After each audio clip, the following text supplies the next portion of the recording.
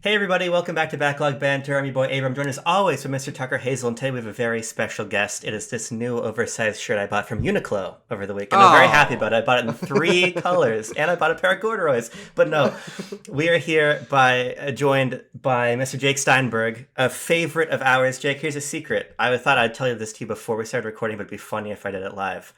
I don't think a Critical Error episode goes by that doesn't spawn a 90-minute phone call between Tucker and I. This is way. true. This is true. Oh my God. Wow, what a privilege. Oh my God, thank you. What a compliment. I can't wait to report that back to Peter. Oh my God. It's very true. And so if you're watching this video and you like our videos, you should go listen to Critical Error. It's a very excellent show. Thank you. Thank you. But we're here today to involve ourselves in this conversation about, I think, put most simply, sort of the shifting face of Nintendo's well of nostalgia, maybe. Because I feel like we're really being mined right now. I was born in 2000. Tucker was born, I think, in 2000 as well. Jake, yes. I don't know, but he's between the ages of 29 and 31 as we narrowed down before we started recording. So we're all, I think, in this sort of general pocket to be really moved by the GameCube. And I think Nintendo is moving a lot of hardware and software and movie tickets on the basis of nostalgia for the early to mid to late 2000s. So I guess that whole decade, to put it more simply. Yeah. And so we want to get into what this does for us, what this does for Nintendo, and what this does for sort of, I think, the real stranglehold that the NES era, the SNES era has had on the aesthetics of nostalgia in Nintendo's games, and moreover, the stranglehold in the wider discourse in the mind of people who were born in, I don't know, 1981 or something. Yeah. Let me take this baton. Yeah, go okay, for it. So something that Critical Error listeners you might not be aware of is that on our podcast, my co-host Peter, he kind of holds me back. He makes sure that I am nice. But that's no fun. As you can see, Peter is not on this call. This is true. So allow me to just get a few things off of my chest, because for so long now, in games and in games media and in the surrounding conversation, I have had to adhere to this utter malarkey about the prestige, the greatness of the NES, the Super Nintendo Entertainment System. And for so long, those were the eras that we were mining, that we were trying to revitalize, reuse. We were taking advantage of those consumers who had grown up and had become spending age adults. But now, their time has passed, and it turns out that the prestige, the greatness of those titles might have been more of a ship passing in the night than they thought. And now those same people are waning. They are dying right before our eyes. And now it's our turn to finally grab power here and say, oh, hello, GameCube. Hello, Wii. It is our time in the sun. And there's a couple of things I want to bring up in terms of what I'm specifically referring to here, because I think what we're seeing here is a phenomenon that you see play out in other artistic media as well. This is not a video game exclusive issue. So there was this kind of one of the most famous critics, I would say, if you were like, oh, who's a famous critic? Is this guy Harold Bloom? Jake And I don't. That's right. I don't agree with Harold Bloom on a lot of stuff, but something that he said, I'm paraphrasing here, is that he had this idea that canon, like the literary canon, is the taste of powerful critics institutionalized. Yeah, I think that's amazing. I've done a lot of thinking about that, and I love how he puts that, and then you repeat to me. Yes, I love this idea. I love that, because if we translate this into games, it's like the canon, the 2D platformers, the Metroidvanias. It's not about their inherent greatness. It's about the first wave of critics, those 70s and 80s gamers turned into writers, locking in on what they loved as the bar for artistry. Okay, and then you've got Pierre Bourdieu, okay, who is this, I think, writer and sociologist, and had this idea where older critics kind of confer status on genres to signal their own expertise. So this is called cultural capital, okay? That was the kind of term that he coined. And I feel like there's this thing that I see all the time in games media where knowing Metroid, knowing Castlevania, it confers credibility to you the way that, like, in literary circles, knowing Marcel Proust would confer to me. It is like a performance of distinction, not necessarily a fair evaluation. And I just want to know. My question to the room is, why are games just locked into these hierarchies where a Metroidvania is prestige and a gacha game and a battle royale is just immediately trash? Tucker? Well, I think the interesting thing about why having this conversation at this exact moment is we are currently experiencing the first real shift in video game canon being analyzed, being like dismantled in some way, being critiqued, and because we are all of the age to where we were looking at that first crop of critics, that first crop of people who are writing the magazines and making the first games websites form a canon that we knew for such a long time. And these lists of the greatest all time lists, they still reflect a lot of that. You know, games like Half-Life 2 or Pokemon Red and Blue will often show up on those lists. Ocarina of Time, you know, these are like the Casablanca and the Godfather of video games, ostensibly. The classic movies that are impeachable, or in these classic games that are impeachable.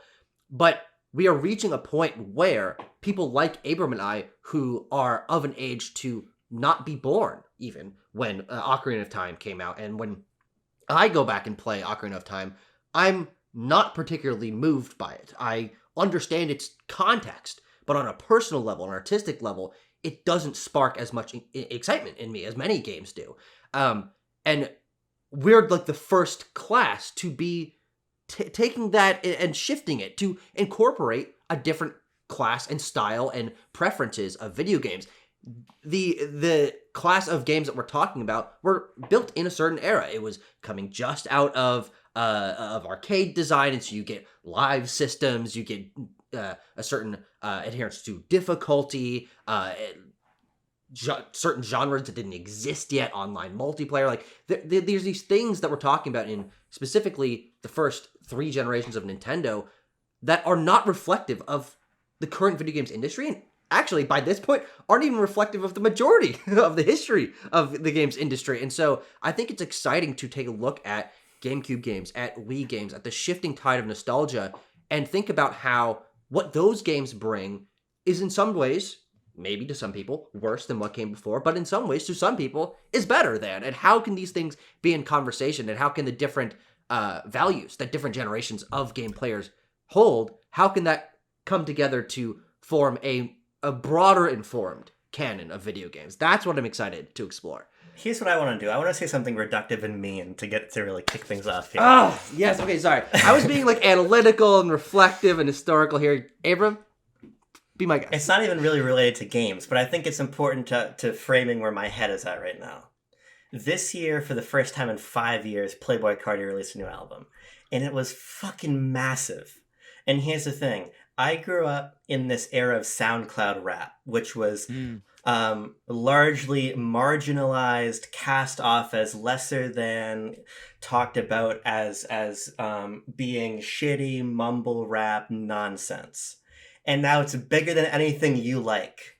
And here's what it did in my mind. Is it made me realize, look, there is a degree to which people our age have our uh-oh. We're fine. We're still here. Oh, it's still going? Yeah. Squadcast gives me these pop-ups sometimes that freak me out. Good. Oh, never mind. It didn't want to hear the big truth from me. There's a point where we can go from adhering to the taste of others to taste-making ourselves. Interesting. In a meaningful way. Mm-hmm. I don't have to look at this music I'm interested in as being lesser than this ideal put forth by the people before. I can simply say, hey, look, you wait a couple of years, you wait from 2017 to 2025, and then people who are my age are going to be doing the taste making. And so I had that in my mind. And then I had this other thing in my mind. I'm trying to signal to people who are older than me, oh, I know about video games. You know, I really like Star Fox. I really like all this stuff. Yeah. The performative nature that Jake was And what I started to think to myself was, maybe I don't like any of these people anyway. Maybe the people I like are people like Tucker Hazell, who are coming to me and saying, hey, Abram, who gives a fuck about Mario 3? Isn't Mario Wonder so great? Or New Super Mario Bros. 2 a better game than Super Mario World? And so I'm just sitting here thinking to myself, hey, look, we're in this moment where I am having my brain unlocked to the idea that my taste doesn't need to be or shouldn't be, or its cultural relevance shouldn't be defined by the people 15 years older than me. Interesting. Yeah, It was their turn and now it's mine. So now we can talk about Dosh and the Giant. We can talk about Playboy Cardi. We can make these the new relevant cultural touchstones. So I think it's very interesting. Dosh and the Giant is the Playboy Cardi of a video game. I don't even think that's remotely true. And so that is really just to say that. Wait, hold on. Actually, a quick question. Yeah. Who was the one that had the Fortnite concert where they Travis was Scott. huge? Travis Scott. Travis Scott is the Dosh and the Giant of video games. In terms of just size? Music, of just size. In relation to other characters in the world, that's probably true. So I'm of this mindset right now where I'm thinking, okay, isn't it so freeing to not be beholden to what these people have ordained as the games or the styles of music to care about? And I think the answer for me is it is very freeing. And so I don't have much of that sort of hierarchy of genre that you were sort of lobbing up to us, Jake, in part because I think Metroidvanias are boring and things like that. Tell the world. And so I think that Kirby Air Riders is an interesting place to take this conversation then. Not only because it's a game of some infamy to the critical era canon and universe, but, That's right. but Yeah, also yeah, yeah. because I think this is a great example of a game that exists to service this new taste. It doesn't exist to Sure. service the taste of people who grew up with the SNES or the N64. It's very much for people not only our age, but online enough to be involved in Masahiro Sakurai's story.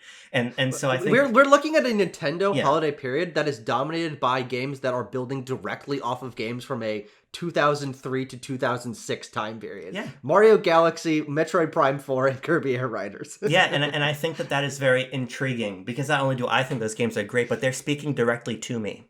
That's very interesting.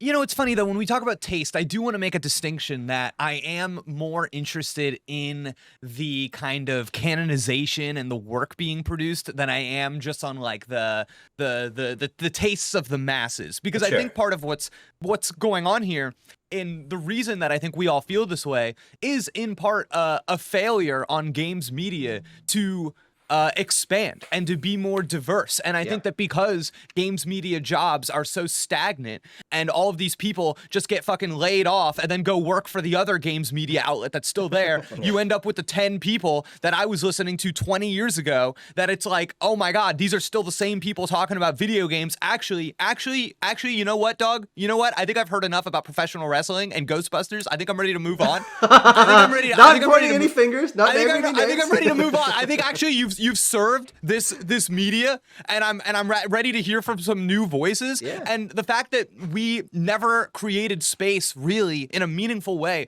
for those new spaces mean that the old spaces are being clung onto with the resumes and the cover letters of people who will always have more experience than me. And Interesting, that just means that like listen, the reason that we treat Mario 3 or Mario World, whichever one you talked about earlier, like it's James Joyce and not Fortnite. The only reason that is the case is because of who is holding the pen. And the same person that has been holding the pen for my entire life. My entire life. I'm not even kidding. I remember maybe a couple months ago, I was watching a Giant Bomb thing. Big fan, love Giant Bomb, no hate, but they had like their headline group of people on a stream. And I couldn't believe it, guys. It was 6 white men that were all at least 10, 12, 15 years older than me. And I was like, God damn, this is the best in games. I want to die. Okay. Oh man. So now when we talk about Kirby Air Ride, something I do want to say is that like, no matter how people feel about this game, whether the young people feel a certain way, the old people feel a certain way, I don't think that the work has been done. Because the thing is because we've had these people in games media for so long, the work has been done for these older games that make you think that they are more salient, that they're more charged, whereas the work I don't think has been done for something like Kirby Air Ride. And obviously you can point to like a YouTube video essay or whatever it is, and I'm not to be a Luddite, I kind of just look at those things differently. I like in terms of the work and in terms of I don't know. Please cut me off. Yeah. Well, I think that is, it's so funny that you say that, because this is something that I've always felt as a like point of tension between me and like my goals to be one of these tastemakers, to be one of these general video game knowledgeable people that people go to as one of the people that knows a lot about games and can talk deeply about games, is that I do feel like there is that lack of broader understanding on games because, to your point, the canon has been set and we don't revisit it with some of these games. And so when I play Resident Evil 1 and I say, this is kind of cool, but tank controls are just not fun and I don't really care for pre-rendered backgrounds. Or I play a Mario 3 and I'm like, well, the like strict live system and all this stuff is actually maybe hampers the game and maybe makes something that's not an all-time great in my opinion. These opinions are cast off as, oh, you weren't there at the time. These weren't things that like you don't understand the context. But what I'm always championing, and I think exactly to the point you were just making, is the idea of getting the different perspectives on the different games, so we can have a more well-rounded understanding of what the thoughts are on these games. Ocarina of Time has been considered one of the greatest games of all time. I think it's okay if we have a reappraisal of a game like that, or for my taste, a game like Metroid Prime that I don't like very much, and challenge that a little bit and say, maybe it's not, and that's okay. And bring in the other voices where the work has not been done. Yeah, I think Metroid Prime is an interesting example because that's an example of a game whose, through its re-release, it met a new audience. But I want to first stick on the point you and Jake are talking about and adopt a more serious tone, because I agree with you guys about the root of the issue. And I'm actually really excited about the fact that a good friend of ours, Logan Plant, is the one who is at IGN at the top of their Nintendo department right now, because Logan's a couple years older than us, but he has the same touchstones, and I think he brings a different voice and a different sort of authority to the biggest game site in the world when it comes to Nintendo. And I think that voice for me has been so key in the way that he's been covering Nintendo from that lens, and I think sort of at least showing that he's been in this for a long time. He had to decide early that he was interested in pursuing this field, but because he's gotten to this position where I think he's a great advocate for a younger perspective on what's important to Nintendo fans. And I think that is so interesting to see when also Nintendo itself is recognizing that in the importance it's putting on an IP like Mario Galaxy, or the importance on selling the Switch hardware on the basis of access to GameCube. Like, I think that there's signals in the company that this stuff is more important than is reflected in the space around it. So I look to people like Logan as a great beacon of what can happen. But I think, Jake, where we differ on the role of the YouTube video is that I think that there's just not going to be more people like Jake in that media space, because I think that space, and this is a separate conversation, isn't fruitful enough for them. When I'm thinking about the use of somebody like Logan at IGN, I'm thinking about the fact that he is from this high position espousing the artistic merit, and I think moreover the sort of the contextual merit of growing up with a game like Kirby Air Ride. And it's reaching a lot of people. I think that the YouTube essays, all of this stuff, even if I am not the consumer of that content almost ever, there's no doubt that that's doing a lot of this work. I think it's just doing it in a less professional and a less structured way. So maybe it's not better, but I think it's a substitute we have, and I just don't see many people attempting to gain a position in our age group like Logan has, or like our other peers of this age group have. And so it makes me wonder, is the reality that this set of canonized games is simply going to fade out with games media, and this alternative influencer space is going to be what brings in love for the GameCube? Now, maybe that's bad, but I think that there's a realistic appraisal that is what it is and what is going to continue happening. I think you're probably right. I think that is probably what's going to happen. I think, unfortunately, what I am looking for is maybe a particular lens and a set of skills like applied to your analysis and like your close read of the game. Whereas I think, and obviously I'm painting with a wide brush here, but like a lot of YouTube content is focused on other things by nature of the platform, by nature of what you're trying to achieve there, and maybe applying a specific kind of content focused lens to it. Like how woke is it? Sure, like how woke is it? Exactly, a very popular thing. And Abram, kind of like what you were saying, that kind of like institutional power being applied to, it's not just a YouTuber saying this about a game. It's an outlet. It's an outlet that's kind of like putting a stake in the ground that will live on through time. And that's actually very interesting, because the idea that people misconstrue a IGN review as this is what IGN thinks of this game, that gives it like this prestige, right? But the reality, as the three of us especially know, is that's one person's review of that game. It's reflective of their taste, not the taste of the whole company, but the smokescreen of a platform, of an outlet, gives that perspective more prestige than if it was Logan Plant on his own YouTube channel giving Donkey Kong Bonanza a 10. There's a difference there, because the personal actually holds less power than the institutionalized perspective of the website. I actually agree with this. I agree with that, though. I'm actually down with that, because I think, to me, what that is supposed to be about is that, like, a website like IGN has more resources than any other video game website that exists in the world, I would think. So with those resources, with the power that they wield, who they give that power to, they didn't give it to me. They gave it to they made a choice. Yeah. And I think that person is being uplifted in a way that me just shooting off on my YouTube channel is not. And that person has to go through checks. That person has to be like, people have to agree, we are going to give that power to this person. And I do think that is valuable. Yeah.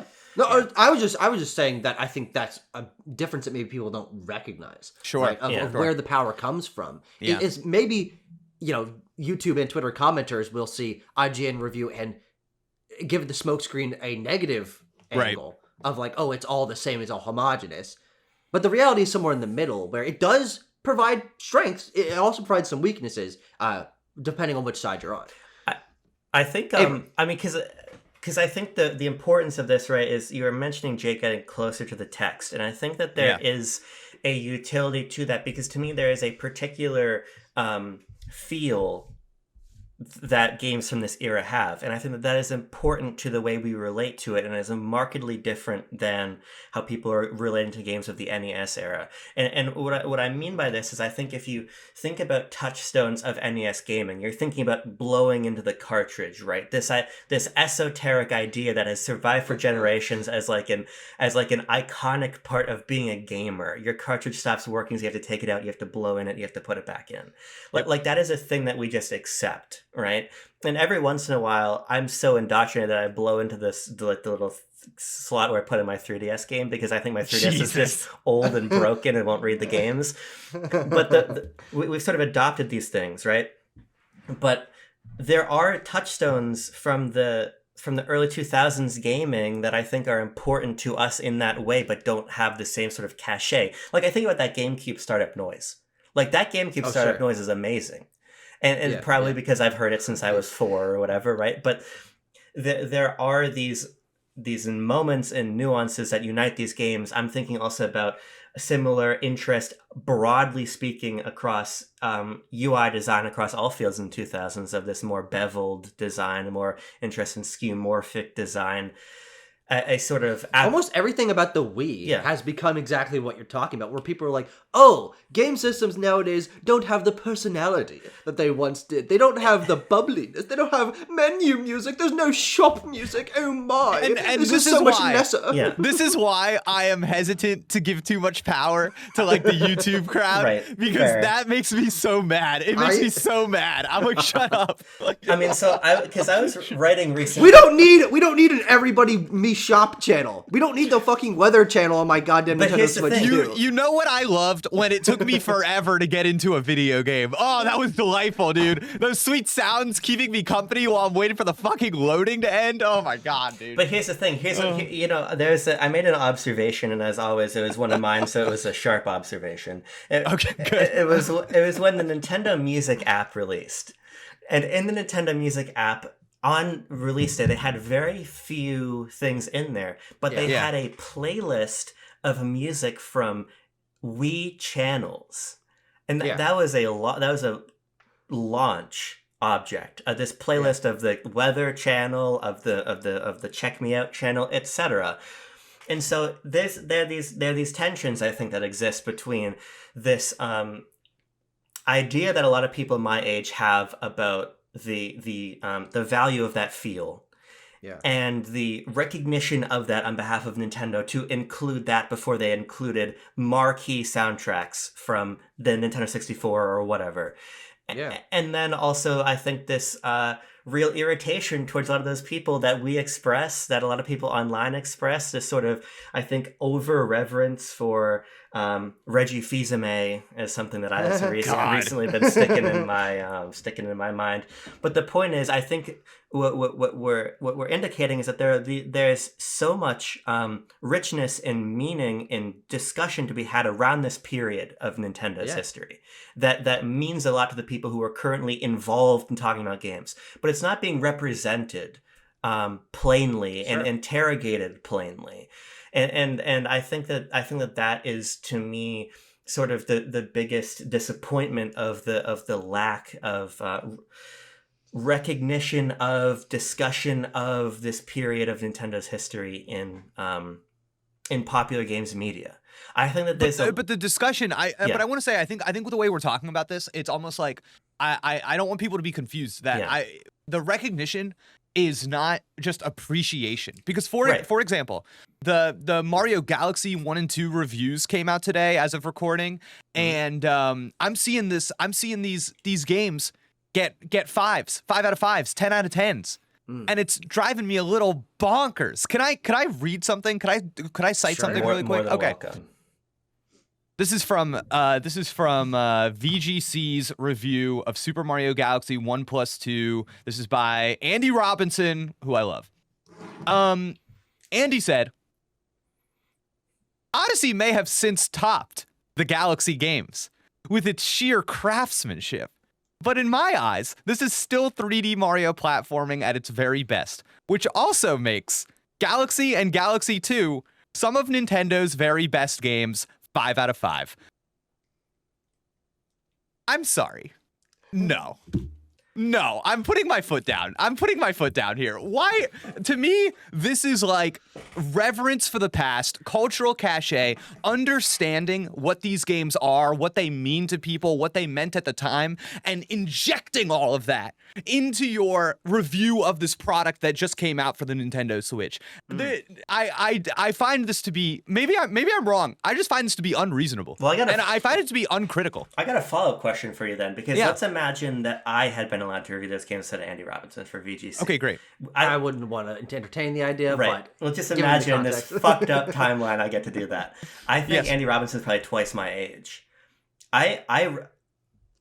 No way. You don't think Andy Robinson's... Well, I guess that makes him 48. I think Andy's looking good. I don't know. I think Andy's looking good if he's twice your age. Here's what I meant to say. I meant to say more like, if I had to imagine in my head canon, again, I guessed your age. If I had to guess Andy Robinson's age, I'd say he's 40. That'd be my guess. Okay. So that's not twice your age. It's in the ballpark. Twice minus a lot. Okay. The point is, I grew up with Mario Galaxy as my Mario 64, as it were, to continue down this line of the canonized Mario game. Yeah. And I think of specific moments. Like I think of my parents' living room and their Gold Star TV and the buzz it makes when I think of... The fuck is a Gold Star TV? It's a big CRT TV you could tap on the glass and it'd be like an echo in there. I used to think if I broke that TV, whatever was on the screen at that time would be in there. I never tried it. You got that little fuzzy feeling? Exactly. Oh, sure, yeah, when you're like a little static, a little bit too close to it. Yeah. And so like that... You go, I read his sentiment and I agree with it perfectly. And so I guess what I'm curious about from your point of view, Jake, is that let's imagine that we had the games media landscape that maybe we're interested in, where it's mostly people our age. I would speak about that game with an even more high reverence than he does. So do you think this is an issue with the argumentation of the review, or do you think that the landscape we're maybe arguing for, unless I'm misunderstanding, would produce a similar result to this? We live in a post Mario Galaxy 2 world. We live in a context where these games have existed for, I don't know how many years, 10 years? Almost 20. Wait, are you fucking kidding me? Yeah, Wait. Galaxy 1 came out in 2007. Yeah. this is Holy true. shit. Okay. Yeah. All right. We live in a context where these games have existed for almost 20 years. And you are telling me with 20 years of video game context under your belt, seeing what other video games have to offer, seeing what other Mario games have to offer, you are telling me you pick up Mario Galaxy, this little ROM, put on your Nintendo Switch 2, you start playing it, and that is a 5 out of 5 experience. Your impression of the game does not change when the context of the game existing is one from this never existed before to this has existed for 20 years. That is wild to me. Well, I think the difference is Yeah. the context would be in someone like Abram's review or Andy's review is that they did have the context. Andy notes Super Mario Odyssey and as a game that he praises, even in his little snippet there. Yes. But it's like he is noting the context. So I don't think it hasn't changed. But here's the question to you then: do you think it would need to change to be valid or to be reflective of an analysis level that you're looking for? If a game comes out after the game has come out, the game should have a lesser score. Period. Interesting. Okay. Now, this is a review philosophy thing that I think I would agree with, but I think you and I are on a very unpopular perspective here. Okay. So let me bring something else in here. Legend of Zelda Breath of the Wild, Legend of Zelda Tears of the Kingdom. I prefer Breath of the Wild. I like Breath of the Wild more. I think it's a better game. Tears of the Kingdom comes out, and everybody goes, Jake, you're just trying to be contrarian because Tears of the Kingdom is better than Breath of the Wild because it's everything Breath of the Wild has and more. But the difference is, boys and girls, that Tears of the Kingdom existed in a post-Breath of the Wild context. It did everything already. It made its. Now listen, I can be the dumbass video game reviewer that goes, well, I gave Breath of the Wild a 9, and this is Breath of the Wild and more, so it simply must be a 10. I gave Hades an 8, and now this is Hades 2. It's more. It's better. I have to give it a 9. I have to give it a 10. It's more. It's a sequel. And I just feel that that's what we're getting stuck in with these things. Is that, well, we decided this was good. Donkey Kong Tropical Freeze came out and we all had our honest reviews of it, but now we've decided it's good, so it's a 10. See, this is why people should have my sort of intellectual honesty, because Tropical Freeze is always a 10. But you saw it. But you saw the narrative change. Here's what I will say. Oh, okay. You and I had a disagreement in your Discord server recently about whether or not the Wii U games have been reappraised. Ugh. And I said no, you said yes. Yes, definitely yes. And I think he's right. and I had Jake. Yeah, I almost messaged you and was like, actually, I apologize when Doug Bowser retired. I'm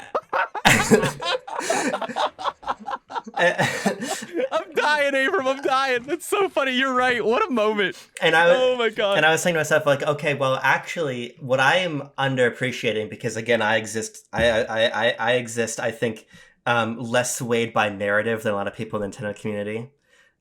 Insofar as I think there's this real mythologizing of this era of Nintendo. If you look at GameCube through Wii, which now in I think hindsight people have extended from GameCube through Wii U in their love of it. And I think what Nintendo is I don't have a better word right now than preying on is this mythology. Capitalizing is a little slightly less negative, but yeah. I think the emotion still gets across. And I think what they're identifying is, hey, look at Metroid Prime, look at Mario Galaxy. People are going to give these games those perfect scores, and even now, because they mean to them something that we've not tapped before. And I think that they've done this too many. Or haven't tapped recently. Right. They've done this too many times with Mario 64. You can't do it anymore, really. You can still sell a bunch of units of 3D All-Stars on that, but I would actually make the argument, maybe this is a bias on my behalf, it was actually the other games in there that were re-released actually never prior that had more of that buying power for people. I think Nintendo has identified this period as one that many look at as a creative height for the company and are saying, hey, look, we can have Metroid Prime, we can have Thousand Year Door, we can have Galaxy One, we can have all these games reemerge, and they're going to be looked at maybe in an even more sterling light than they were looked at in 2004 when Thousand Year Door was one of 4 GameCube games Nintendo released that year. Well, that's the interesting thing, is that I think actually what we're nailing in on here is that it is the absence. What's the absence grows sweeter? Some fucking. No, you got it Absence makes the perfect. heart grow fonder. Yeah, some shit. It's a like rare phrase. I'm surprised. I'm not surprised you don't know it. No one ever says absence that. grows stronger. But what I'm positing here is these games, when they launched, the GameCube era games, the Wii era games. Of course, Galaxy when it came out was certainly a highly praised game, Yes. but things like Kirby Air Riders, like Mario, Thousand Year Door, like Metroid Prime, these are games that were liked but not loved. I would take when Prime they- out when they of released. that equation. I'd completely agree with the other ones. Sure, fair enough. Yeah. And well, in all these cases, I would say even with Metroid Prime, Wind Waker, the cachet. HD. Add that one another in good its example. place. Yeah. The cachet of these games grew when they were not actively accessible. The people looked back on them with this fondness of a bygone era. And Cultural capital. Exactly. It grew over time. It was invested. The capital was invested, Yeah. and it gained interest. It gained It did. interest over time. And and now what we're seeing is now that all these games are now actively available products that are accessible for current reappraisal.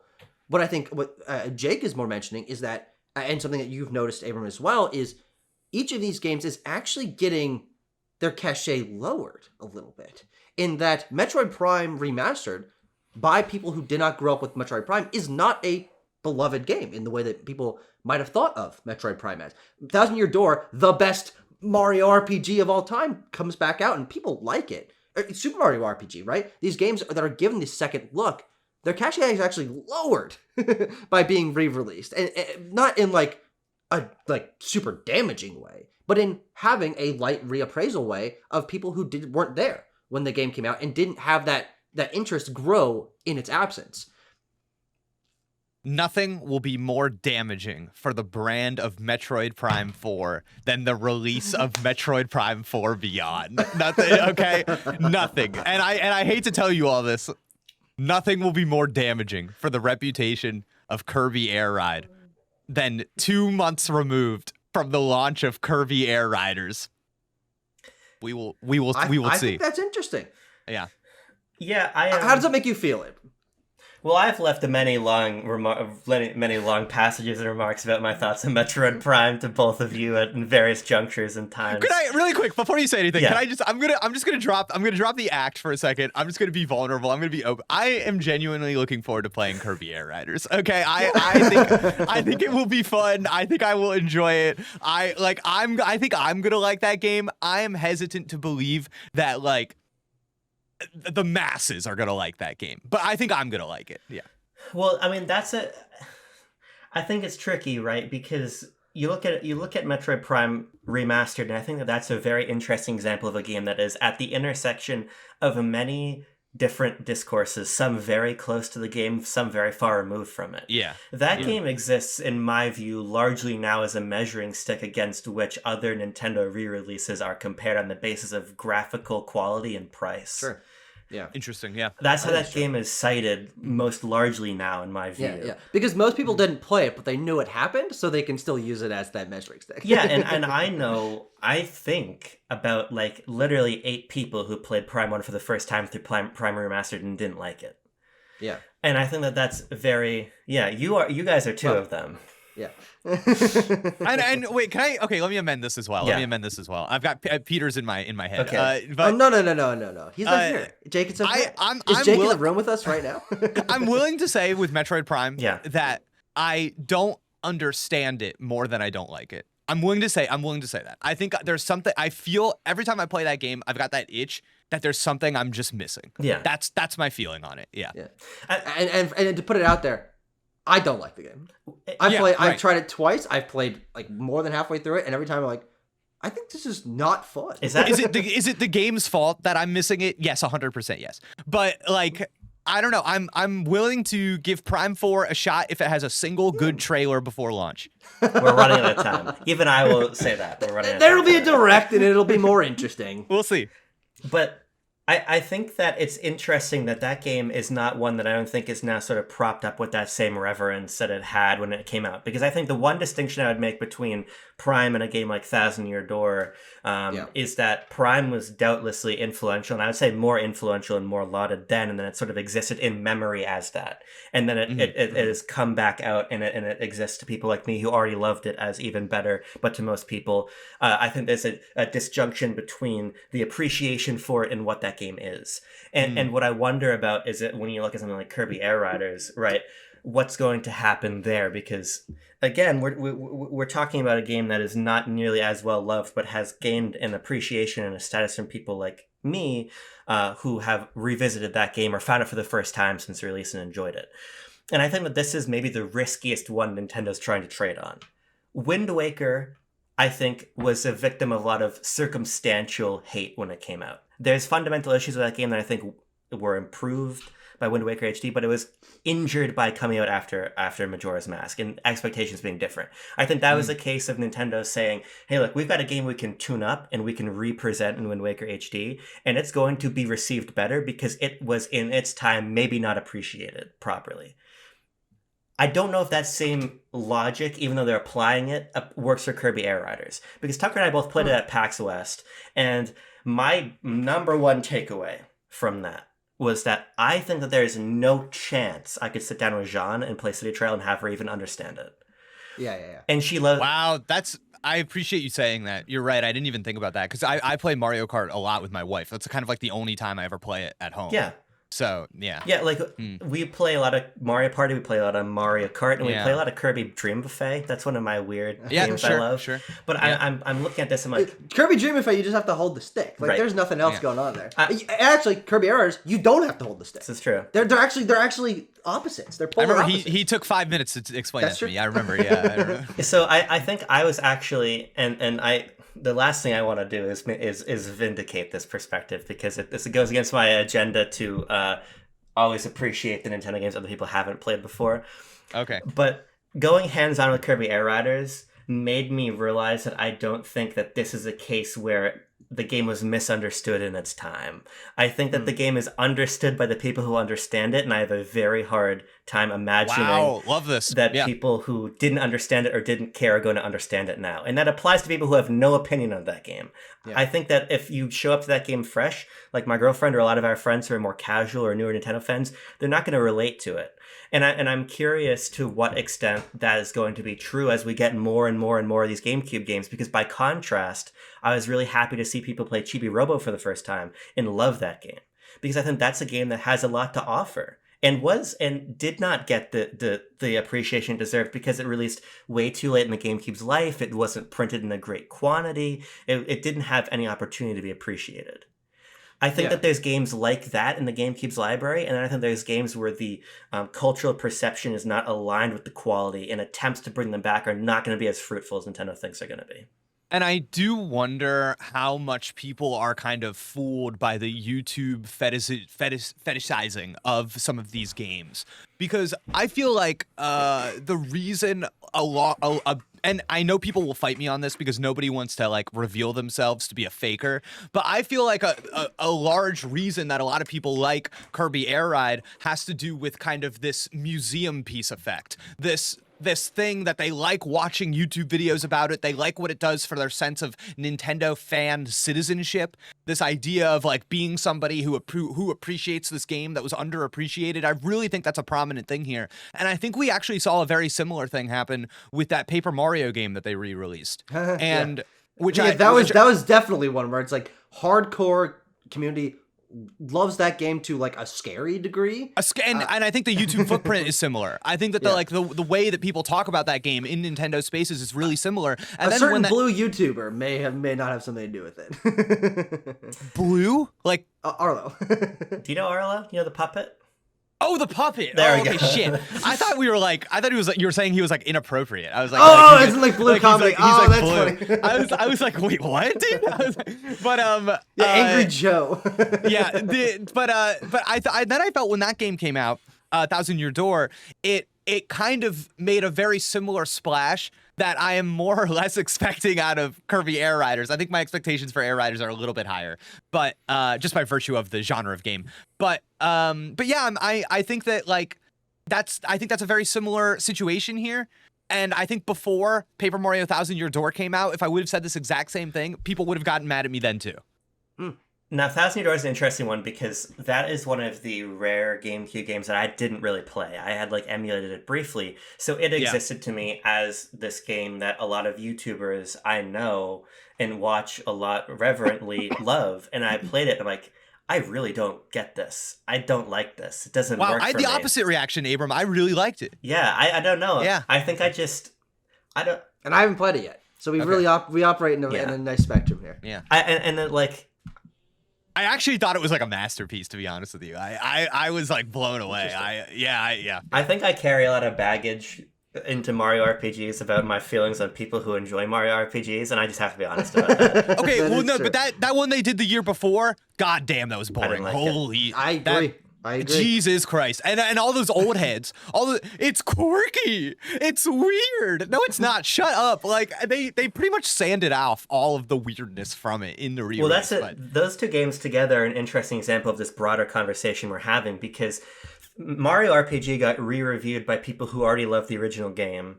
And to me, I came to it having played a lot of the Mario and Luigi games prior, several of the Paper Mario games. I'm like, the irreverence in this game is not even close. Yeah, I not even close. I went inside Bowser's stomach and I hit on his nerve endings to make him shoot fire. I don't know what you're talking about. Mallow is just this dumb little guy. But I think that Gino, don't even get me started on Gino. Gino's fucking boring. No, Gino sucks. Death to Gino. All right, I throw him in the trash. Gino sucks. If he's ever a playable character in Smash, I will be so mad. And I think what this raises the question for me of, okay, well, is really any of our taste that reliable? Well, I think you bring up an interesting point, and what I've kind of realized we've honed in on, because we transitioned the conversation, I think without even realizing it, from the narratives being built up by people older than us about games that largely across the board for the three of us we're not particularly big fans of because they don't reflect the design trends and preferences that we have. We transitioned the conversation between talking about the narratives formed about those games to the narrative formed about the game that we do like, that came out in the era that we are more familiar with. But what we're pinning it on is that actually that narrativization isn't good for either era. And so because the narrativization of something like Thousand Year Door or Metroid Prime or Wind Waker or these games ended up being complicating factors for what Jake was saying, that exploration of a wider set of views on these games. It became something that was a challenge. I remember Bo getting a lot of pushback on his Thousand Year Door review where he said it's not as great as people say it is, and people saying, "Oh, you just don't get it. You just don't get it." And let's be honest. You just don't get it. My favorite criticism. Oh, you just don't get it. You stupid idiot. You're not as big of a Nintendo fan as me. I get it. It's really no different from someone, 20 years older than me criticizing me for not getting Resident Evil. Right? It's just the era and the time scale has shifted by 10 or 15 years. Think about radio stations. They kind of canonize 70s classic rock as the music worth revering. And sometimes wholly ignore entire genres that came later, and I feel that that's exactly what happened in games media, where the classic rock of games is Mario, Zelda, Castlevania, Metroid, and if you grew up in that era, those games feel foundational, and they inform your analysis. You think that newer genres can only be understood through the lens of these old forms, and the thing is, if you didn't grow up in that era, and you haven't done that work, you're going to find all of this shit alienating, the way that I find it alienating. And definitely. I think that with all the YouTuber stuff and kind of creating the narrative around these games, I think that that's a little bit less important. And I think it shows up and then it disappears without like too much of an impact on the greater conversation. That's why I'm most interested in kind of the radio station, in like the arbiters of the press and the media, and how we talk about those things, and the stagnation of the perspectives there. Because the consequences of this, I think, is so funny, and I think we're actually seeing the consequences of this now more apparently than ever. I think more people are realizing that critics are recycling old language of praise. They're not building a framework for new forms. I think that you're seeing how the industry bends towards prestige genres. I think that like when all these sequels are coming out to these big like Sony prestige games or whatever, you're seeing like, damn, I feel like I just read this review and they're just saying it's the same but better. Here's one more on the review score. And I think that younger players and newer genres are more written out of these spaces and these conversations more than ever. More than ever. There's a person that like most reviews on IGN, on VGC, on GameSpot. There's a young person. They are not talking to them. They don't care about that person. They are not in the conversation. Period. I was actually really pleased to see VGC recently publish a review from my friend Ashley. She reviewed Silksong for them. Schofield? Yes. One of the goats. Yeah. One of the best. Yeah. Best in the biz. She's an excellent writer. I like those opportunities because I enjoy what you say there. I think that there is a degree... There's just a degree to which the context within which people like Tucker and I grew up playing games is just different. And I think it's hard for people to appreciate that. Tucker and I had a conversation at PAX recently with some older games media friends of ours. And we're having a discussion about the most influential video game of our lifetime. Ooh! And they were arguing, Tucker... I think Jake just got titillated. Yes, 100%. I love that question. What a question. Tucker, correct me if I'm wrong, but they were saying Halo Combat Evolved. Correct. We were saying Minecraft. Oh, it's awesome. I don't know if either of those pleased Jake. I guess I was thinking more personal. I was thinking more like what personally was influential. Oh, no. We were trying to go for industry impact. Okay, I see. The point we were making... But also, for personal, it would be Minecraft, certainly for me, and maybe even for Abram. Well, for me, I like Halo 1 way more than Minecraft. But I'm not talking too much about Halo. But like in terms of influencing you. Reasons. Yeah. Yes, well... The point we were making is that when you grew up playing Minecraft like we did when you were 9, 10, 11, like that has directly informed what people are playing now. I don't think you get things like Roblox or this sort of Fortnite. Roblox came out way before Minecraft. I'm talking about the modern popular. Maybe it's always been popular, I'll discard that as a bad example. But I look at things like... The creative modes in Fortnite, or the UGC, the influence of UGC. I think about it, yeah, exactly. I think about games like Power World that I look at and they're like, I don't see a game that's cohering here. But to a lot of people, I think, our age, it's not relevant. What's relevant are these sandboxes to have fun, to play with your friends, to use them as a social space more than a sort of a finite, like, artistic statement. And I think it's harder for people older than us to appreciate that that's how games are being played by a lot of people our age, and especially younger, like my sister's age, who's 20 or younger. Like, I think that there's a fundamental difference in how games are appreciated and engaged with, and that's not represented, in my view, in how a lot of people older than us talk about or understand what makes a game. Yeah. I don't even want to say good because I want to make a quality judgment, make a game interesting to people our age. There's a category in fiction called literary fiction. Are we familiar with this? No. Okay. So the idea behind literary fiction is that it's kind of the like purple prose, high language, harder to read. It's the serious. It's when a new big fiction book comes out, it's probably like, oh, this is a reading for writers. This is like, okay, this is the serious stuff. And one of my favorite craft books, Matthew Celeste's Craft in the Real World, he talks about how literary is just a set of rules shaped by who is in power. And I think about how, like, there's this weird thing where we kind of have the games that I think we would consider the literary fiction of video games, the ones that we think are serious. And we've already talked about kind of like the Metroidvanias, the 2D platformers. I would also say that and I think this is I really like this example because I think it's apparent. I think that the current class of games media critics is so generous to the genre of 2D arcade style beat 'em ups. I think that they have decided that is like a meaningful genre. They've decided that is they've lofted that.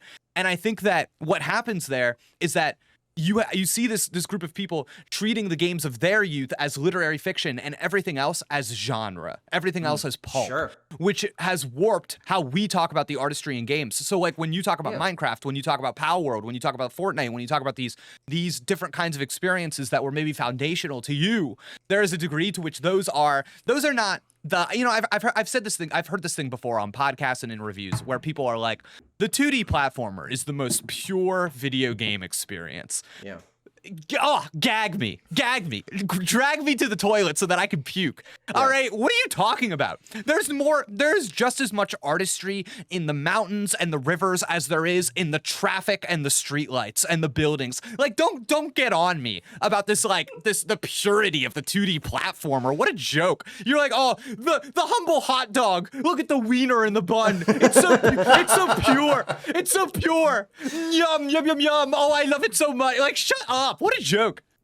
Well, I think what you're raising there is something that I've been thinking about a lot, and ties into this conversation of how criticism has stagnated in some way, and is the structures for considering which games are good are based in design understanding from eras bygone. In that a lot of specifically the critics that we're talking about, professional games media, will praise a game or discredit a game if it is very gamey or not gamey enough. And that is your to you what hot dog or whatever is. That's me for that is what does gamey mean? Just because games didn't have cutscenes when you grew up doesn't mean games having cutscenes now is less gamey. It is this ephemeral thing that gaminess reflects your taste because you prefer these elements rather than them being elements of video games that should be appreciated as elements of video games. And so that is something that I think even within the era that we're talking about moving forward to isn't quite to where I'm thinking like the industry kind of fractures. We're talking about a higher emphasis on narrative and cutscene and performance that kind of starts to show up in the later part of the 2010 or the 2000s. We're talking about games that are more UGC focused, that are more social focused. That certainly becomes even more prominent in the 2010s. And so we're still working on a framework of what is considered a good game. Is it replayable? Well, does that really matter to most people who are playing games now? Why is replayability what a question. What a heater. What a heater, Tucker. And that's something that that is something that is very, oh my God. That's something that's very clearly rooted in growing up with games that needed to be replayable because they were challenging, they were shorter. You were a kid and you couldn't buy as many games. There weren't as many games to play, right? That bar that some critics set of a game must be replayable in order to be considered a full experience. I think that's just one example of something that Tucker, I think is outdated. Pulling this out, taking this to the next logical conclusion for me, conspiracy theory time. Yes. I think I look at a genre, a kind of game that didn't exist when I was younger, but games media loves today. I am, of course, referring to the Souls-like. And I think that you can draw a direct line between the classic NES Super Nintendo games and kind of how you are supposed to view them, what they're trying to achieve, and the Souls-like of today. Sure. And you can see how the sensibilities of one inform an appreciation of the other. I think that's true. Yeah. I mean, that's central to the then praise of Demon's Souls in 2009. Like it was a return to something that had been missing. A return to form almost. Oh boy. Here's something that's interesting though, because the idea of returning to form is actually emblematic of everything we're talking about here today. Yeah. What it implies is that a form exists, that form is better, and returning to it is superior than what came in the interim between the two, the form and the return to form. Well, let me do something here. Let me take my Nintendo Switch 2 and let me take off this Joy-Con R here. Oh, the magnetic Joy-Con. It's a wonderful what an invention. I love to sometimes I'll just put it on and I'll take it off like watching TV just because it's satisfying to do that. I like doing this. My first console was a PS2, but the first one I really loved was the Wii. I love doing this. I Me still too. love doing this. Yeah. I want to wiggle the controller around. And I think if you're talking about differences in these sort of fundamental differences in what we appreciate about games, I think that the motion control is to many people in games media a fad. And it was a fad that is Sure. good that we killed it. But I would argue Gimmick. Yeah. Yes. that is how I know how to play games. Right. That to me is Sure. controlling games. I think that's why I'm so moved by Nintendo's willingness to experiment with what a controller looks like and how it operates. Because to me, the DualShock is a controller, but it's not the controller to me. And I think what I would love to see more of is an appreciation for the fact that there are these radically different starting points for when we started playing games. And in those starting points are foundationally different ways to interact with the medium. Interesting. A big thing I reject, and a big thing I was trying to push against in a book I was working on recently about game controllers, is this idea that the game controller is a solved piece of hardware, that there is a way to control games. And I think this to me is relevant to this conversation insofar as I think that there is something to a game like Wii Sports and the mastery that game offers and the connection it offered me with my friends and my family and my grandparents and all those people, the archetypal experience like that I don't deride as a fad that I'm glad Nintendo moved away from. That was a different way to appreciate games. That was a different way to design games, a different way to interact with games, and I am glad whenever I see that come back. And it is partially nostalgia, there's no doubt about that. But I want there to be space. This return to form. This return to that form, I guess. Yeah. Well, but it's a framing thing. Yeah. It's a perspective thing Yes. because, like, so I think about this a lot with like specific video games where I feel like if the video game reviewer had their way, shooting a gun would feel the same in every single video game. It would always feel the same. It feels There's a best good. way to do it. There's a platonic ideal in your head that feels good. We never talk about what that means, but we know we've read that expression. Feels good. It feels right. Makes me feel like Batman. Halo! And I think like when you are imagining your how much you enjoyed the Wii and what that was, you are framing that control scheme at the center of your head in terms of, okay, now how far away are we getting from that? Whereas other people are framing playing with the motion controls as far away from their center. Yeah, their definitely. center being the stupid thing. So it's I think both are valid. Like I get both, but I think that there is an overpowering representation of one perspective. Yeah, I agree. And so now when we read Return to Form, we all recognize that is simply code for this game. This game reminds me of when I was 12 in the late 80s, and I am not having a midlife crisis, I promise. Like that's like we know that's what that means, you know. But here's an interesting just thought experiment for you then. Let's take Return to Form. Let's imagine that Nintendo released another Nintendo Switch Sports, as I'm assuming that they're eventually going to do, from EPD4. And if I were to call that a return to form, I think this is an interesting illustration of why that phrase is so useless. I think that most people, if I were to publish that at IGN, most people reading that are like, what the fuck are you talking about? There's no, why would we return to the Wii? The Wii was bad. The Wii has been cast as bad. And I think this is part of what I'm interested in this wider reappraisal, part of why I'm interested in Nintendo thinking or feeling confident enough in rooting their next billion-dollar animated movie in the exact Wii language of Galaxy. That doesn't evoke anything else. It evokes a Wii game. Yeah.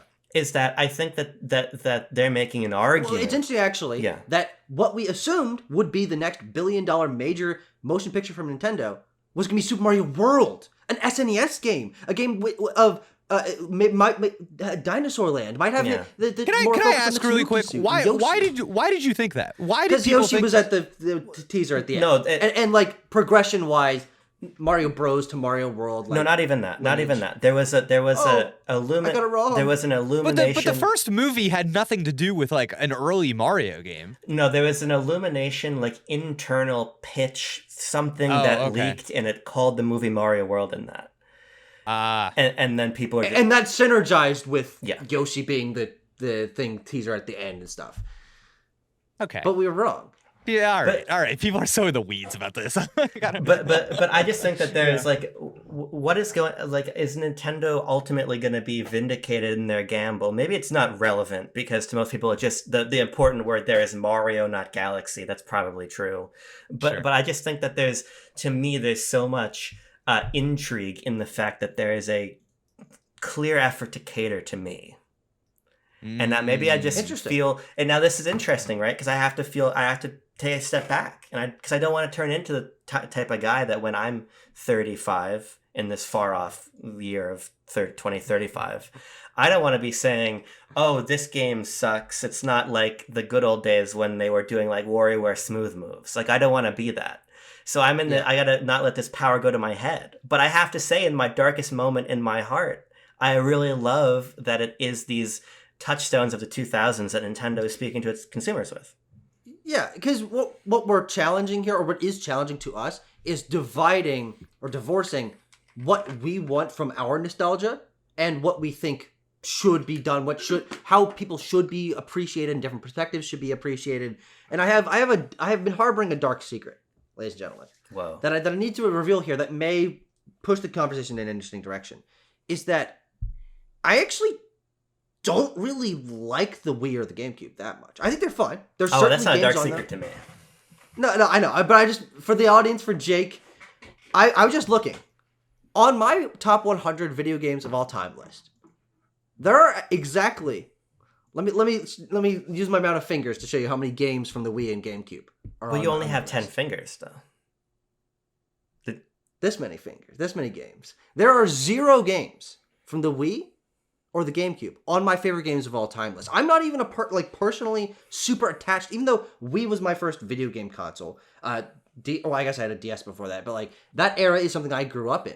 I don't have that same reverence for it. I think that Lego Star Wars on the Wii is fine. I like Brawl, and Professor Layton Pokemon games. Like there's some touchstones from that era that are important to me, and I've gone back and I really like Pikmin. I really like Mario Sunshine actually more than most people. But these consoles actually aren't as important to me, and so what I'm mostly arguing for in this whole video is for the voices of people like you guys, where the GameCube or the Wii or that era might be your personal touchstone. That is what frames, like that's your center point.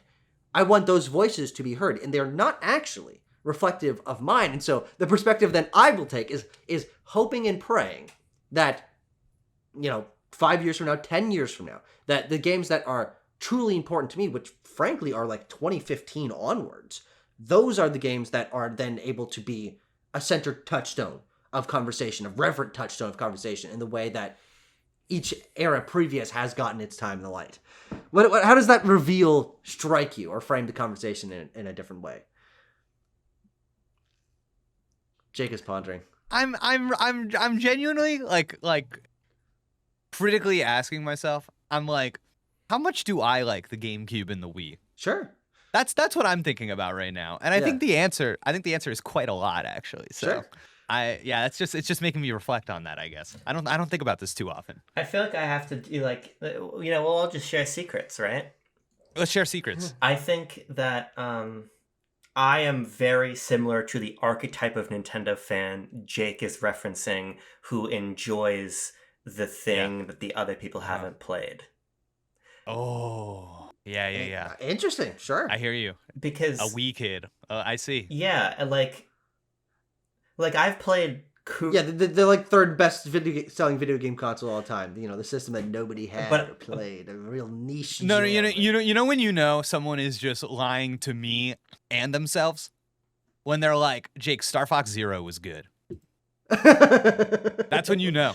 Wii U fans are what you're talking about, Abram, even more so. I think actually GameCube probably would fit a little bit closer to that. Not necessarily a Wii though. I think that because every GameCube game is a hidden gem. Every GameCube game is this thing that people don't quite get. The GameCube No, that's library, not true. That's not true. No, that's not true. No. Which game? I mean, maybe like Melee, but like not Melee, not the Zelda games, not Mario Kart. Not, Wind Waker. Yeah. I think that yeah. I don't know. I like what Tucker is saying in the sense that I think that there's this role that accessing the games play. Yeah. And if you can't access the games, you can talk about them in this way where you have all the power over that. Sure. Because no one can challenge it. And I like that. Like, I like talking to people about Kura and squash on the game. Yeah. Because, like, I'm so cool for playing that and, like, getting that fan patch in there, right? And playing that game in English. That's the third game in the Kuru and series. Of course. No, we all know. We love Captain Rainbow. I love Captain Rainbow. But even Chibi Robo, even right? Chibi Robo. Or initially Metroid Prime and Kirby Air Riders and Thousand Year Door. But like a good example of a liar game, F-Zero GX. No, that's not a liar game. That game's awesome. That's a liar game. That's a liar game. Nobody likes that game. People love talking about that game. Nobody likes it. 100 people like it. 100 people, Abram and 99 of Abram's closest friends. What? They can't all play F-Zero 99 together because no, they love YouTube videos about F-Zero GX. They do not love F-Zero GX. Well, and this is why I want to have this conversation because now the rubber is meeting. Well, there's no rubber in this game, so you don't have tire. The bottom of the magnets and the bottom of the vehicle is very close to the road now. Yeah. Because now all of these games that I love earnestly, but I'm not lying about the fact that part of my earnest love for them is because I know more about Nintendo than other people because I've played them. I won't lie about that. I have to. And that's part of your experience. That's part of your perspective. Yeah. Now I have to engage in ideological battle with people who are playing them for the first time and don't like them. And I think that is part of what sits with me interestingly about this time. It's the same as like when I share my point of view that Pikmin 1 is the best Pikmin game. It's like I have to accept that someone's going to try to hit me over the head with a skillet for saying these things. Yeah. That one's not too hot. I know people. That to me, when people are like Pikmin 1's my favorite, it's like you're trying to tell me that you like the hard one. It's like, oh, okay, I get it. You have a limited amount of time. Oh, what's gonna happen? You're gonna beat the game. But now I have to like resist my impulse to tell you, no, actually Pikmin 2 is the hard one. Because like there's a part of my brain that's like I gotta take in here and I have to put it out there. It's tough because when you're me, none of them are the hard one. Damn, fucking Dandori expert in the call. Exactly. But yeah, I don't know. This man's never experienced a Dandori issue in his life. Never, literally never. I don't know how much more I have to say on this topic. I think where I sort of land on a personal note is that I'm very much interested to be involved in more personal discussions with friends of mine who play these games for the first time, because I think that this is a rare moment where I have never really been in this position with games where I get to share a sort of class of game with friends of mine that hasn't been accessible before, that we haven't met together at the same time, or hasn't been widely, easily available on any platform, right? As Nintendo's catalog, Game Boy and NES and 64 have been. Here's something actually interesting, though, as I'm thinking about that. This may actually be, other than Wii games, and if somehow they manage to bring back DS and 3DS games or like Vita exclusives, this may actually be one of the last times that can even happen.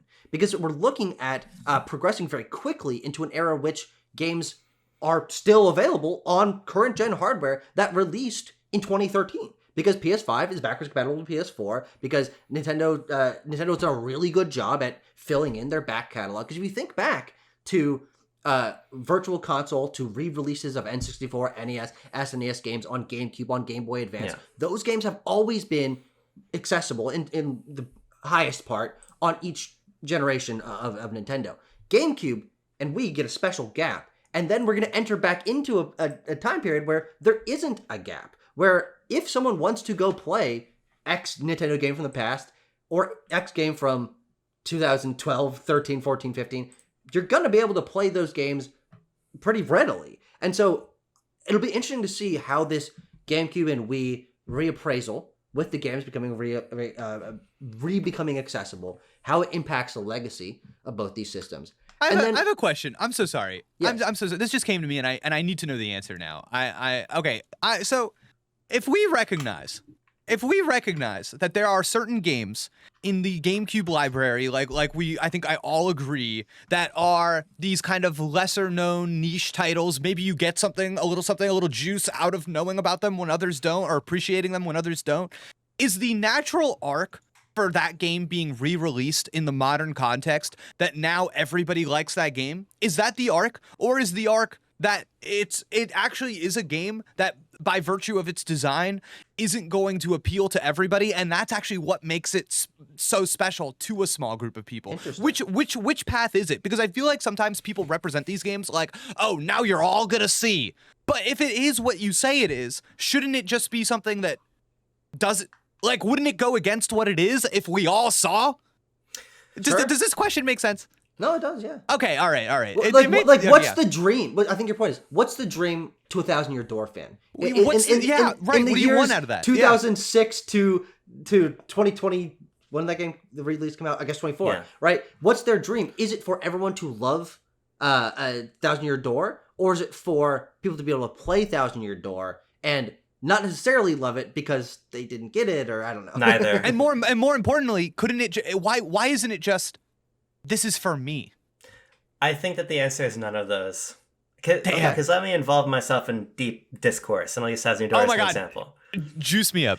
The utility of 1,000-Year Door re-releasing in the eyes of 1,000-Year Door fans is that it gets more people on side with the notion that modern Paper Mario is intrinsically worse, and it makes and it puts more leverage on the idea that the next Paper Mario game could return to form of what 1,000-Year Door. Deep Nintendo politics is happening right now. Deep politics. This is 100% what's happening with a lot of these games.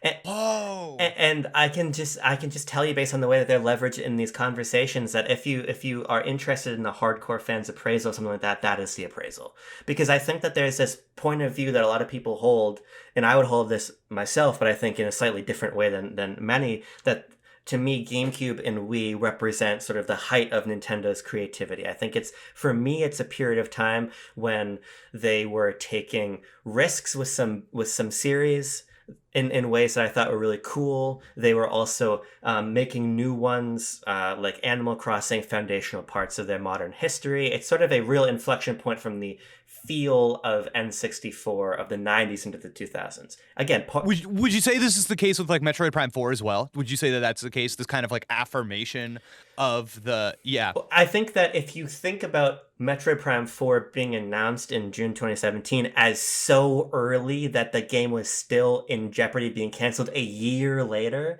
that was a move done to signal to people that the company that this is the hardcore era. We're back. That's helpful. That's helpful. It signals to people who missed Metroid Prime and thought that Nintendo was not a company that could do that anymore, could still do it. Man, I forgot that's when that. It's been so long. And I think one thing that is different from your appraisal of how Prime 4 is going to be received versus mine, based on knowing being wicked in the top 0.01% of Metroid fans, is that there is a real worry about the distance it has from Prime 1, with the bike in particular. So design-wise, you're telling me there's a fear that it's going to be like they've lost the magic. It is not return. It does not return to form. Yeah. Okay. And I think, man, that'd be crazy. I don't see it happening, but that'd be crazy. And so I think for me personally, I want people to play these games. That's why I write about games. That's why I do this stuff with Tucker, because I want people to enjoy the stuff I enjoy. Yeah. And so, and I've been doing this with you for 5 years, hasn't worked. No, so you're not doing a great job. But I think for a lot of the function in the discourse, there is a wider narrative about that as the peak of Nintendo, and Nintendo now being in a state that is lesser than, and these games coming back being a sign of things for the better. And I think we saw that with Doug Bowser retiring and the reverence with which the actions that Reggie took on camera, not his actions as a businessman, spoke first. There is a feeling around this era of Nintendo. I think in large part, a lot of people in the comment sections, a lot of people on social media, a lot of people involved in this real niche Nintendo conversation are our age, because we've not aged out of that. I talked to a lot of people Like I've got a lot of friends that I work with who are like in their 30s, mid-late 30s, who are basically checked out from Nintendo now. And it's only when a big thing like a Donkey Kong Bonanza reels them back in that they re-engage. So the conversation has been ceded to people my age who are still involved in these discussions. And for us, there is this unimpeachable quality to that era, and those games coming back signal something about a return to it. Yeah. Can I impeach it? Are you going to do your best? Well, I mean, because the honest to God truth is that as I mentioned, I don't love. Actually, I don't like even GameCube, and I don't love Wii. I like Wii. Wait. So Tucker, when a GameCube game hits NSO, what stirs in you? Haven't played one yet. Haven't even launched the app. You not even Mario Soccer? No fucking shot. Are you kidding me? Wow, damn, that's crazy. That's crazy. That game's good. That's a good game. It might be. And here's the thing. I am. Switch one is bad. The Switch one is bad. The GameCube one's good. Oh, Battle League. Yeah, I didn't like Battle League. But Battle League's bad. I'm intellectually honest enough, and this is actually something I pride about myself. Is I will not make a judgment call on a game that I have not played myself. Okay, sure. And so, sure. like, I look at some of the GameCube library that I haven't played yet. I'm like, I don't know. I might like it. I might dislike it. I'm not going to say one way or the other. But I'm not moved by a lot of this stuff, which is actually very interesting. Is I'm tepidly excited for Metroid Prime 4, knowing that I do not like Metroid Prime. I have played Kirby Air Riders, and I thought it was not fun. I am not Zero going to fun play... was your tweet. Zero fun. That's true. That was the Tucker Hazell tweet, the official review. I'm not going to play Mario Galaxy re-releasing. I haven't played the NSO re-releases. You know, I'm not engaged. Can I give you some flowers really quick, Tucker? Sure. Can I give you some flowers? Okay. We were all together at the hands-on Nintendo Switch 2 event where we played the Switch 2. And I remember that we played the Dragon Drive. Yes. And I remember walking away from Dragon Drive and much like you playing Kirby Air Riders, remarking zero fun, LOL. Yeah. And, you know, kind of getting into this on Blue Sky, you know, friend of the show, Giovanni Colantonio, he was telling me I was stupid. I was telling him he was stupid, you know, we're forever at war. And I remember leaving that show and you were a little positive on Drag X Drive. And I was like, oh, now I can't trust Tucker. I can't trust Tucker now because you had optimism for that game. But then it came out and you were honest. You said you took a step back. You said, no, I know trash when it's in my hands. And this in fact is dirty, dirty trash. Yeah. And so now you're back in my good graces. And I say, you know what? All right. I'm with you now. Well, and to that point, yeah, I am also the kind of guy who, having played Metroid Prime 4 and having played a demo of Prime 4 and Kirby Air Riders and not liking either of them, I'm also like, I haven't played the full game. Maybe the full experience with the way it progresses, maybe my attachment to the side modes or something like will ingratiate me deeper to this especially game. that Prime 4 demo because it's nothing. No, it's fucking nothing. You could have been a level from Prime 1, you wouldn't even noticed. It's a Switch 2 demo that they're using Prime 4 to demo the Switch 2. It has nothing to do with the game. Yeah. I don't even know where we're going with that, but I appreciate the flowers. Let me ask you this. Is there a single game that pops up on GameCube NSO and you're like, ooh, yummy, I gotta play that? Wow, no. Okay, that's fascinating. Well, it would have been Pikmin, but I've played those games and those are already available on Switch. So wait, Abram, are you like me where anytime any game shows up on that thing, I go, ooh, yummy, yum, nom, nom, nom. I played every single one. I even opened up Soul Calibur 2 just to confirm what I already thought, which is the game is stupid. The others, no, it's fine. There's no possible way. I've played, according to my Abrams page, I've played 20 hours or more of GameCube classics, 1 hour more of Hollow Knight Silksong, and that's a judgment call. 20 times better. I'm really in there with that GameCube GBA era is like where I live. So I'm like obsessed with any time a game hits that. I found one. Okay, Eternal thank you. Darkness and Geist. When those games come back out, because not only have I... Because you've seen some YouTube videos that told you about how cool and deep they were? That's kind of true, but it's more of like, I'm intrigued by this thing that I have zero familiarity. See, but here's my question for you, Jake. Now I gotta flip it around on you. Why would it be so bad to see the YouTube video and want to play the NSO game? On the basis only that you know it as a YouTube thing. Yeah. Because you see a little trailer for that game, nobody cares. Nobody cares about Eternal Darkness. Nobody cares. It's forgettable slop. We see trailers that look like Eternal Darkness every day of the week. They're in these showcases. Jeff Keighley goes, "Hey, here's a game. Here's a game. It might as well be Eternal Darkness." Like, nobody cares. Nobody pays any attention to it. We only pay attention to it for two things. One, it's got that Nintendo logo at the beginning, and you go, "Ooh, Nintendo! I am a Nintendo fan." Blah, blah, blah, blah, blah. And two, all of these YouTube videos, cultural cachet, that cultural currency. You go, "Oh, this means something. That's worth enough that I'm gonna go check it out." It's like what I always used to tell my friends about living in New York City. Worst place in the world to live. The only reason you would live there is because when you told people you lived in New York City, they went, "Oh, oh, Jakey, New York. What are you up to these days?" That is the only cultural currency. That's it. But here's the thing, don't you ever feel the impulse to go to the cultural currency ATM, put in your card, and see what comes out?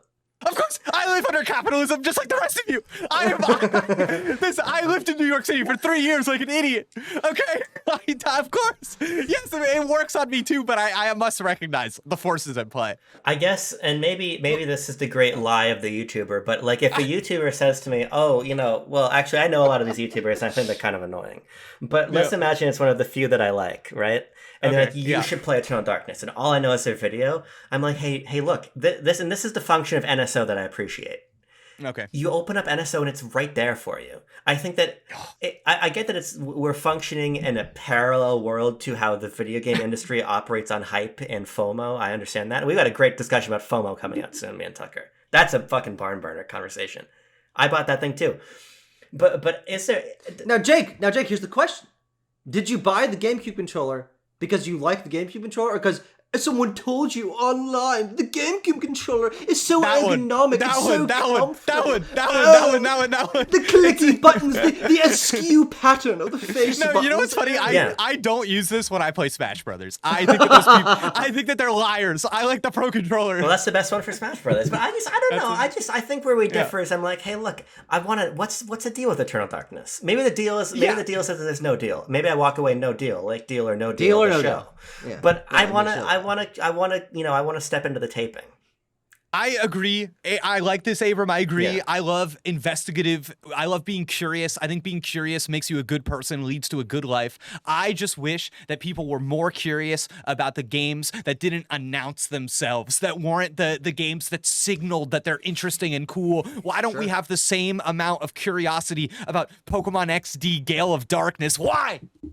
Well, I don't know. I actually feel think like that it kind of falls into that the bucket. same pocket. Yeah. Yeah. Okay, I hope so. But But like, I brought up Super Mario Strikers, and Tucker over here looked at me like I was a big boss baby. Okay.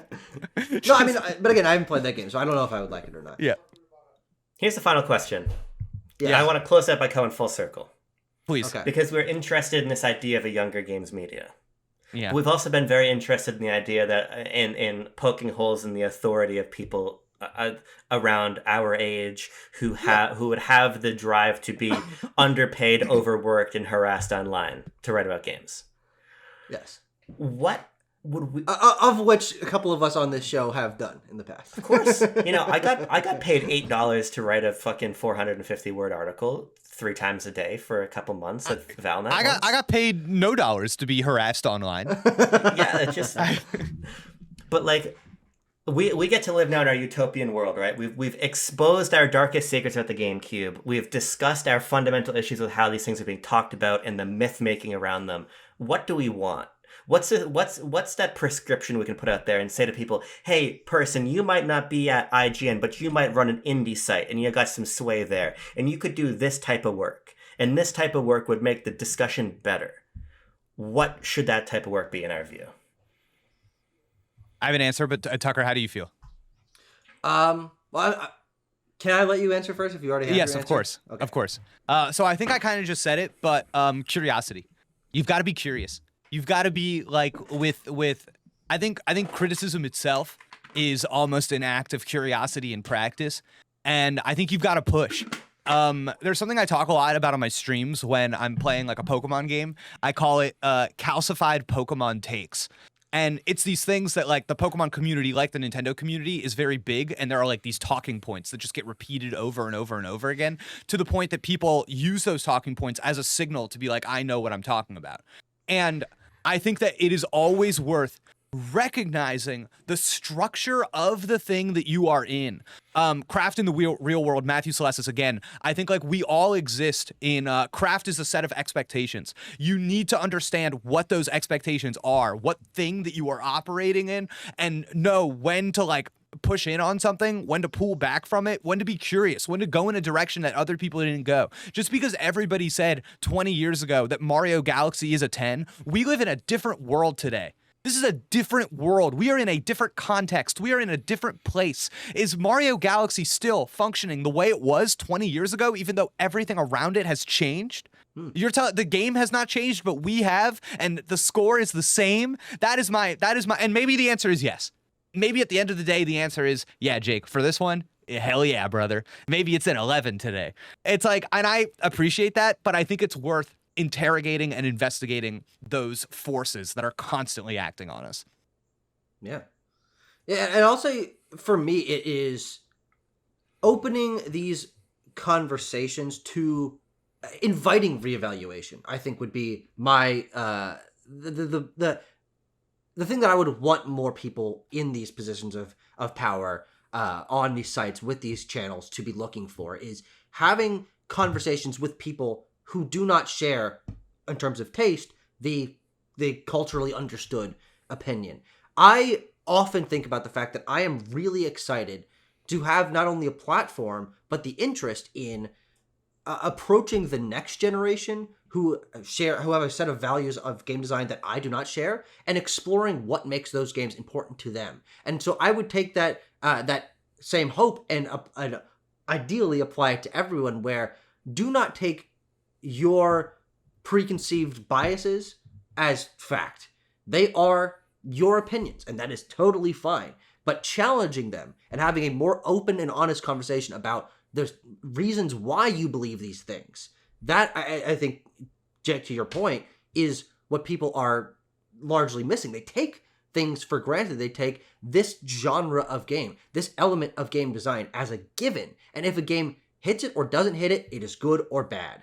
And where I would say maybe there is a little bit more gray area in there, because the reason that someone believes these things is because they were informed by that, which is fine. That's not a bad thing, but it is not true. It is subjectively true. It is what informs your opinion. Great. But it is not true at a base level, and challenging those things, I think, is always what I'm looking for. When I say that I think most NES games are not fun, or to when I say that a lot of GameCube games I don't think are fun, because they do not match my values, but I try to explore why my values are that way. And I think that's also the thing that people don't really explore enough, is why do you prefer these things? Why do you believe this to be true? I think my favorite thing about, because now it's time to glaze Tucker for a little bit. I think my favorite thing about doing these conversations with him and doing this stuff with him is that I where are the peeled grapes? is that when Tucker gives me his opinion on a game, I know what informed that, and I know why he's playing.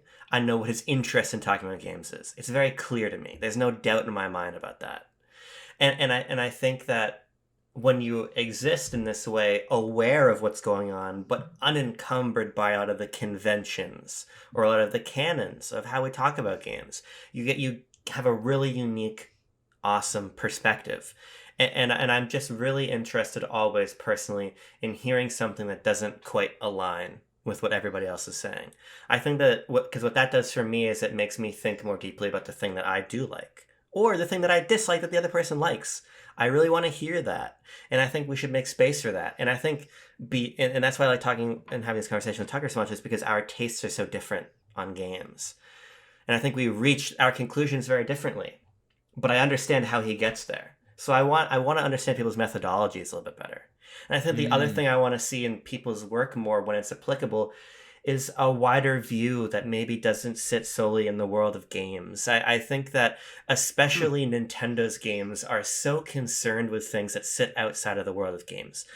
And, you read interviews, and this has sort of been reiterated to death, right? But just the simple fact the foundations of Pokemon are bug collecting, and the foundations of Pikmin are gardening, and the foundations of Zelda are Miyamoto exploring Kyoto, the countryside as a kid. To me, that's like, yeah, that's like a trivia or a fact thing that you can share that's interesting, that is useful context for what the games become. But to me, it's also like a challenge. It's like, now, okay, so what are you going to go out and do and then bring back to the game?